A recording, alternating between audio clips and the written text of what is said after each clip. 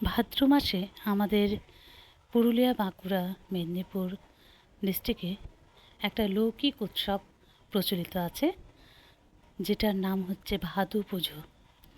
ভাদু হচ্ছে কুমারী দেবী, যে দেবীর আরাধনা করে কুমারী মেয়েরা, এবং সেই দেবীর আরাধনার সময় নাচ, ভাদু গান করা হয় এবং ভাদু দেবীকে বিশেষ কিছু মিষ্টি প্রসাদ হিসেবে অর্পণ করা হয়।